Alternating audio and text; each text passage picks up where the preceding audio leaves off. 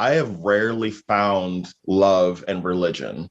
I have I had when well no well when I was with the Church of the Nazarene and I went to church camp or whatever, that was probably one of the few, and they were predominantly a white crowd, but I also never came out to them either. You know what I mean? Because I knew I was going to get. They already started making fun of me because I was, excuse me, because I was feminine.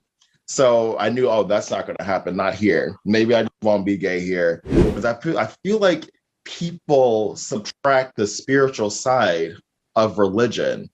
Like there's like this whole spiritual realm of religion that you are I shouldn't say supposed to have, but that you could have, and no one sees it. And I've never been so in touch with my spiritual side until I came out of the closet, until I came in touch with being a homosexual person.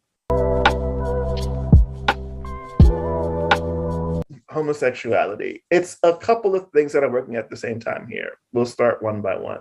First, the word homosexuality did not even come into being as a concept till the 19th century. So we're talking like the 1800s, right?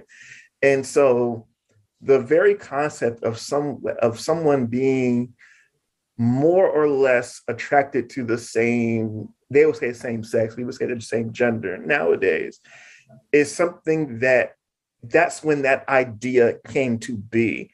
And I believe it was a German researcher who kind of came up with that. And he came to the conclusion that there's nothing inherently wrong about that. So the person who kind of came up with this idea ultimately did not see anything wrong with it at all.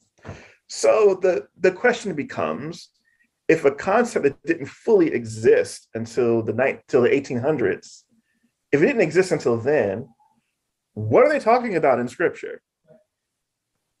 Because,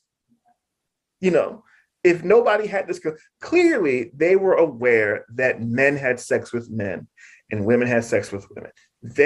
Everybody was aware of that. That wasn't like a strange thing, and different cultures had varying perspectives on it. But this idea of, oh, you love this, you're a dude and you love this dude, you want to be with this dude the way you are with like a wife, so to speak, and that's a normal, typical a range of human experience, that didn't exist anywhere in the Bible, didn't exist anywhere. Like no one had that as a concept. So they already established that homosexuality as a concept did not exist in ancient times. Men were having sex with men, women were having sex with women. They knew that, but the concept of, oh, this is a typical and normal and within the range of human experience and capacity, that didn't exist, wasn't there. So now you have to get into the cultural context, and sometimes you have to go by sections. In the Hebrew Bible, which most people will call the Old Testament, I don't call it that because it's not old. Jewish people still use it. And it's kind of disrespectful. Like, what if somebody called your stuff old and their stuff new? You know what I mean? So people don't tend to use that. The idea, you have to go back to how they understood reproduction to work.